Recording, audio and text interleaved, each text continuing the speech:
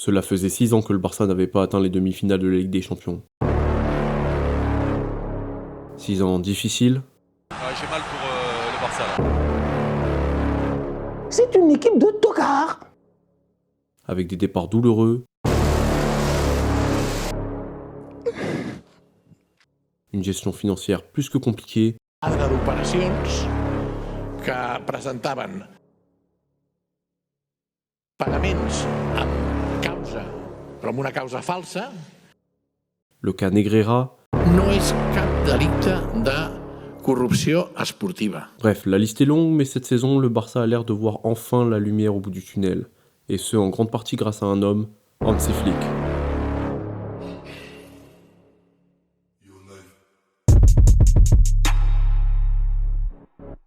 Je suis comme le soleil, je vais brûler ta rétine si tu me fixes. Je suis dans les coins sombres et dans les heures fixes. T'as même pas le temps de te rappeler combien de temps je suis là que je m'éclipse. Pas d'informations, pas de pix.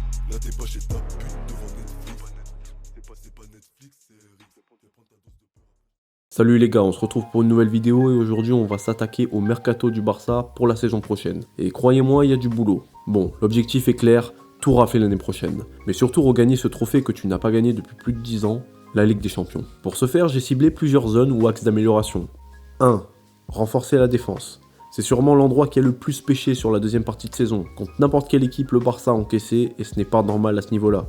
Même si ça n'a jamais été le point fort du Barça, on se rappelle néanmoins de la saison 2022-2023 où le Barça avait une des meilleures défenses d'Europe. Aujourd'hui, on est loin de ça et je pense savoir quel poste il faut améliorer pour remédier à ce problème. 2. De meilleures options offensives. Avec la blessure de Lewandowski en fin de saison, quand Rafinha, Ferran Torres et Yamal sont alignés, on se retrouve avec aucune option fiable en sortie de banc. Il nous reste que Pau Victor et Ansu Fati, c'est bien trop faible pour le top niveau et pour la rotation aussi. 3. Continuer à intégrer des jeunes de la Masia. On l'a vu en ce moment, il y a des joueurs exceptionnels qui sortent de la Masia. En début de saison, on avait encore Marc Bernal qui était sorti avant qu'il se blesse. Il y a encore pas mal de cracks qui sont prêts à jouer et je pense qu'il ne faut pas lâcher cette dynamique même s'il y aura des recrues. On a nos objectifs, maintenant on va passer au départ dans l'effectif parce qu'il va y en avoir et pas qu'un peu. On commence par les gardiens, avec la vente d'Iñaki Peña, il a exprimé son souhait de partir, il cherche un club où il pourrait être titulaire et ça se comprend, il a une valeur estimée à 10 millions d'euros et en vue de sa saison plus que correcte, je pense qu'une vente à 10 millions d'euros ne serait pas exagérée. En défense, je fais le choix de vendre Araujo. Ses erreurs dans les gros matchs pèsent lourd dans la balance, il est en perte de vitesse depuis plus d'1 an déjà, il a perdu sa place de titulaire, se blesse régulièrement, et le domaine où il excellait pour moi, c'est-à-dire l'aspect physique, avec les duels que ce soit aériens ou avec sa vitesse et sa puissance, même ça il ne maîtrise plus. Thuram s'est régalé contre lui au match retour, et malheureusement je pense qu'il est temps de partir. Selon des rumeurs, il aurait une clause libératoire de 65 millions d'euros pour les 7 premiers jours du mercato, et des clubs anglais comme United ont l'air intéressés, donc je le laisse partir pour ce prix-là. Pour les retours de prêt, on a l'anglais que je vends directement à l'Atlético. Il a fait une bonne saison là-bas, je pense qu'il serait ravi de le revoir, donc je le laisse partir pour 10 millions. On a également Alex Bailly, que je souhaitais garder, mais selon Fabrizio Romano, comme aurait déjà réglé l'affaire en payant sa clause qui est de 6 millions d'euros. On termine en défense avec Gérard Martin, que j'ai décidé non pas de vendre, mais d'envoyer en prêt. Je pense qu'une saison complète pourrait être bénéfique pour lui, c'est pas un mauvais joueur, mais je trouve qu'il est parfois en manque de confiance et techniquement trop faible, même pour une doublure. Il devrait intéresser pas mal de clubs en Europe, le but c'est qu'il prenne de la valeur et du temps de jeu, que ce soit pour une vente ou pour le garder. On passe au milieu de terrain et ça va être très rapide, je laisse partir Oriol Romeu qui est en fin de contrat cet été. J'ai pas besoin d'argumenter pourquoi je pense, déjà qu'il avait pas le niveau sous Xavi, j'imagine même pas sous Flick. Donc bon vent l'ami et adieu. Je décide également de vendre Pablo Torre, avec tout ce qu'on a au milieu de terrain, je lui garantis pas de temps de jeu. Il est estimé à 7,5 millions d'euros sur Transfermarkt, j'imagine donc qu'il pourrait partir entre 6 et 8 millions, mais pas plus. On attaque le plus gros chantier, c'est le secteur offensif, avec le départ d'Ansu Fati. On l'a vu cette saison, il a perdu en agilité, en percussion et en finition. En plus de ça, c'est le 3e plus gros salaire du club. Je pense que Flick ne comptera pas sur lui la saison prochaine. Il reste un jeune joueur qui peut retrouver un bon niveau et être intéressant, mais pas dans un très gros club, en tout cas pour l'instant. Un petit tour en Bundesliga, ça serait pas mal. C'est un championnat qui réussit bien aux attaquants qui ont besoin de temps de jeu et de confiance. Évalué à 5 millions d'euros, je trouve que sa valeur est un peu basse quant au potentiel et à l'âge du joueur. Il n'a que 22 ans et je pense que 10 millions d'euros sera un prix plus correct pour Ansu Fati. Et pour terminer ce mercato côté départ, je fais un choix fort, c'est de vendre Robert Lewandowski. Ça reste le meilleur buteur des 5 grands championnats européens certes, mais pour moi il y a 3 raisons qui font penser que Lewandowski doit partir. Première raison, son âge. Il va sur ses 37 ans cet été, et même si le physique suit, techniquement ça devient compliqué, et dans un jeu aussi intense que celui d'Antiflick, on ne peut pas passer à côté. Deuxième raison, sa contribution offensive. Il manque beaucoup plus d'occasions nettes qu'avant, même s'il arrive à mettre des buts plus difficiles, comme notamment celui du 2-1 contre l'Atlético, mais je pense qu'un Lewandowski au top niveau pourrait avoir une dizaine, voire une quinzaine de buts en plus cette saison.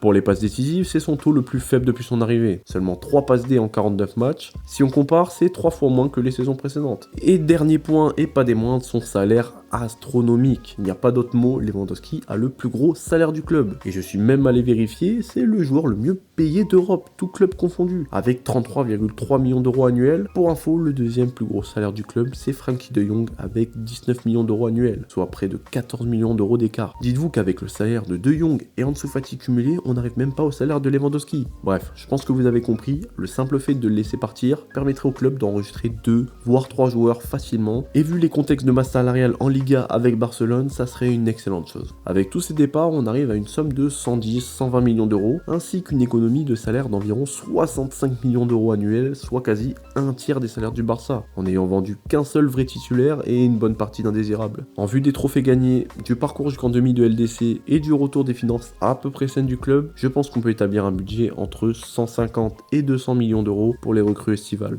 Un budget conséquent, mais nécessaire vu les ambitions pour la saison prochaine. On a eu nos départs et notre budget, maintenant on peut attaquer les recrues. On commence directement au poste de gardien de but où je fais ma première recrue, Juan Garcia, pour 30 millions d'euros. Il sort d'une saison exceptionnelle avec l'Espagnol, il est jeune, connaît la Liga et je trouve qu'il a un profil très intéressant. D'autant plus que je lui donnerai une place de titulaire dans cet effectif, car je n'ai plus du tout confiance en Ter Stegen. Ça fait quelques saisons où son niveau et sa confiance sont en chute libre, et je pense qu'un jeune gardien qui prend sa place le bougera un petit peu. Donc au pire des cas, il perd sa place, dans le meilleur des cas, cette arrivée l'aide à retrouver son meilleur niveau. C'est bénéfique pour Barça dans les deux cas. Pour ce qui concerne Szczęsny, je le prolongerai jusqu'en 2026, en tant que troisième gardien / joker de luxe. Il a mérité sa prolongation, mais je doute également de son niveau en tant que premier gardien. Si jamais il souhaite partir, je ferai monter Ander Astralaga du Barça Athletic. Alors je sais que pas mal de gens veulent Lucas Chevalier, mais il est courtisé par énormément de clubs, notamment en première ligue, et ça va donc sûrement permettre à Lille d'augmenter son prix de vente. C'est pour ça que je privilégie Juan Garcia. On passe en défense, à droite je ne change rien. Koundé nous a prouvé une fois de plus cette saison qu'il était l'un des meilleurs à son poste, en s'améliorant drastiquement offensivement. Et en doublure, je mettrai Eric Garcia qui nous a prouvé sa polyvalence ainsi que d'excellentes performances en fin de saison sur ce côté droit. Il revendique même sa place de titulaire, donc on a 2 très bons joueurs, une concurrence saine, parfait pour la rotation. On passe dans l'axe et avec la vente d'Araujo, je recrute librement Jonathan Tah, qui a un profil parfait pour le remplacer. Grand, bon balle au pied et avec de l'expérience, je pense qu'il a tout pour réussir et s'imposer. Je mets donc en concurrence Koubarsi et Jonathan Tah sur le poste de défenseur central droit. Et sur le poste de défenseur central gauche, je mets également en concurrence Christensen et Inigo Martinez. La saison d'Inigo Martinez est juste exceptionnelle, mais le retour de Christensen a fait aussi énormément de bien sur le peu de matchs qu'il a joué, donc j'ai hâte de voir la saison prochaine. On a 4 défenseurs centraux de top niveau, c'est ce qu'il faut pour que l'équipe tourne bien, surtout avec plus de 60 matchs par saison. On termine à gauche avec bien sûr Baldé, mais il n'est pas le seul. Je vais revenir au club librement un ancien joueur du Barça qui a explosé cette saison à Leeds. Il s'agit de Junior Firpo. En 32 matchs de championship cette saison, c'est 4 buts, 10 passes D, c'est juste énorme pour un latéral. Il a un profil assez similaire à Baldé, très porté vers l'avant. Il connaît le club malgré son passage décevant. Je pense qu'en doublure et en plus gratuitement, ça serait parfait. Et qui sait, il pourrait même gratter une place de titulaire en vue des blessures assez fréquentes de Baldé, même si je le vois mal atteindre un niveau Ligue des Champions. Au milieu de terrain, comme j'ai dit, pas de recrue. Je pense qu'il y a suffisamment de qualité sur le terrain et sur le banc. Donc je partirai avec un milieu Pedri, De Jong, Olmo, avec en doublure de Pedri, Gavi, qu'on espère encore voir progresser. Casado pour De Jong, avec le retour de Frenkie, il a été un peu éclipsé, mais on n'oublie pas son très bon début de saison. Et enfin, Fermin, non pas en doublure, mais je dirais plus en concurrence directe avec Olmo. Pourquoi ? Car quand Olmo enchaîne les blessures et est quasi invisible dans certaines rencontres, c'est Fermin qui le remplace et qui gagne des points auprès d'Antiflick. Alors on est d'accord, Fermin ne peut pas apporter toute la justesse technique d'Olmo, mais avec son envie de prouver et de revendiquer sa place de titulaire, il sort une saison plus que correcte. Et moi je dis attention Olmo. On passe à ce qui vous intéresse le plus je pense, l'attaque. Et on commence par le côté droit, pas de surprise, je garde Yamal, que je prolonge également. Si je pouvais lui donner un contre-avis, je le ferais. C'est un joueur énorme, il fait clairement déjà partie des meilleurs joueurs du monde et on espère que ça va continuer. Pour sa doublure, je mettrai Tony Fernandez du Barça Athletic, un gros crack à son poste de ce que j'ai pu voir et entendre, donc bon, s'il peut faire souffler Yamal de temps en temps, ça serait top. À gauche bien sûr, je garde Rafinha, on l'a vu cette saison, le Brésilien a été exceptionnel, clutch dans les gros matchs et dans les moments clés, mais son profil est un peu spécial, alors il aide beaucoup dans le pressing, contre-pressing et un tas d'autres trucs, mais je trouve des fois qu'il manque de percussion, ce que Yamal apporte sur son côté. Et comme on a pu le voir de nombreuses fois cette saison, le jeu penche très souvent à droite sur Yamal quand le Barça a le ballon. C'est pourquoi je décide de recruter Nico Williams pour 58 millions d'euros. Alors soyons d'accord, il sort pas sa meilleure saison, mais il reste très dangereux sur son côté. Il a une vitesse et une qualité technique qui font de lui un des meilleurs à son poste. Et j'ai pensé aussi à ce recrutement car en début de saison, Rafinha était passé en 10 sur quelques matchs et c'était vraiment intéressant. Donc je vois ce recrutement comme un moyen de faire souffler cette attaque qui a subi en fin de saison, mais aussi de la rendre assez polyvalente en termes de choix. J'ai énormément hésité entre Nico Williams et Leao, mais mon choix s'est porté sur Nico Williams. Il connaît le championnat, il est plus jeune et le prix n'est aussi pas le même. Leao a une clause de 170 millions, le Milan a dit qu'il pourrait le laisser partir pour 100 millions. Après, vu la saison de Milan et l'envie de Leao de quitter le club, il pourrait y avoir un rabais, à voir, mais dans les deux cas, ce sont des joueurs avec un profil assez similaire, donc ça colle dans l'idée. Et pour terminer ce mercato, comment ne pas finir par le poste de numéro 9 ? Alors j'ai fait énormément de recherches sur quel buteur correspondrait le mieux, et j'en avais plus ou moins 4 sur ma shortlist. En premier, Julián Alvarez, pour moi le meilleur choix, mais il est sous contrat jusqu'en 2030 à Atlético, ça serait une perte de temps d'essayer de négocier, donc autant passer à autre chose. En deuxième, j'avais Alexander Isak, excellent joueur, mais avec le fait qu'il est en première ligue et le nombre de clubs intéressés, je ne le vois pas partir à moins de 100-150 millions d'euros facile.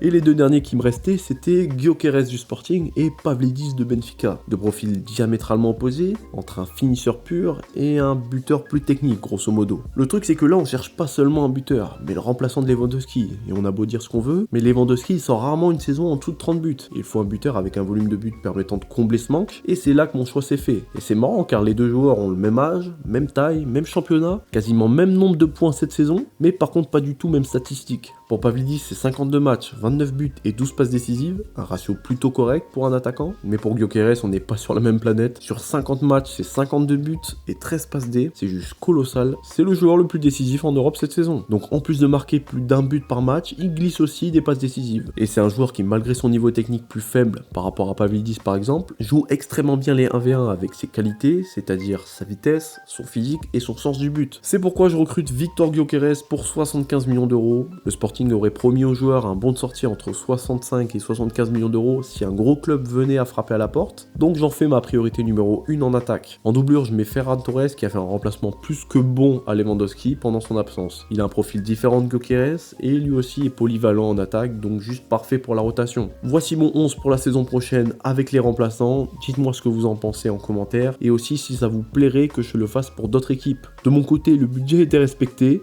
il y a même un peu de rap pour combler d'éventuelles opportunités qui se présenteraient en plus, donc voilà. Merci pour le visionnage et je vous dis à plus.